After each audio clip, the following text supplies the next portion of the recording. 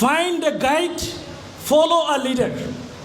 একটা গাইড খুঁজে বের করতে হবে আপনার জীবনের জন্য, এবং একজন নেতাকে অনুসরণ করতে হবে।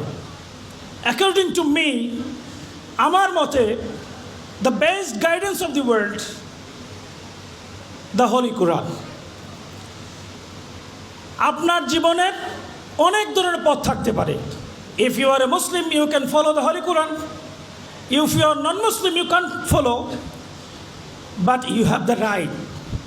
তোমার অধিকার আছে কোরআনে কি আছে সেটা জানার। সে অধিকার থেকে তুমি কোরআন পড়তে পারো।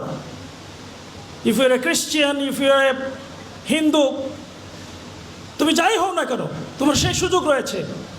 যদি মনে হয় না কোরআন তোমার জন্য গাইড নয়, then you can search other books of the other religion or other things. অন্য জায়গার বইগুলো আপনি গাইড হিসেবে নিতে পারেন, বাট আপনার জীবনে একটা গাইড দরকার। পৃথিবীতে যারা বড় হয়েছে প্রত্যেকের জীবনে তাদের একটা গাইড ছিল।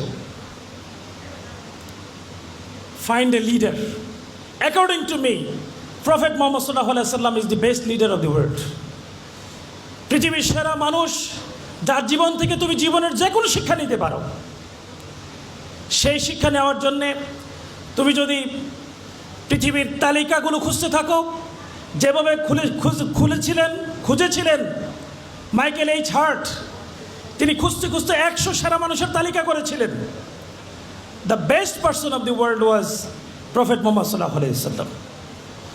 পৃথিবীর সেরা মানুষগুলো খুঁজে আল্লাহ রাসূল সাল্লাল্লাহু আলাইহি ওয়াসাল্লামকে, মুহাম্মদ সাল্লাল্লাহু আলাইহি ওয়াসাল্লামকে সেরা মানুষ হিসেবে পেয়েছিলেন।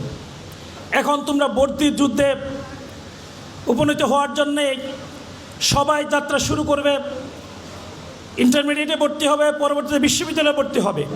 আমার অনুরোধ থাকবে, এই যুদ্ধের মাঝখানেই জীবন যুদ্ধে জয়ী হওয়ার জন্যে পৃথিবীর সবচেয়ে বিজয়ী মানুষ প্রিয় নবী হযরত মুহাম্মদ সাল্লাল্লাহু আলাইহি ওয়াসাল্লামের জীবনকে একবার হলেও একেবারে শুরু থেকে শেষ পর্যন্ত পড়ার একটা সংকল্প তোমাদের করতে হবে।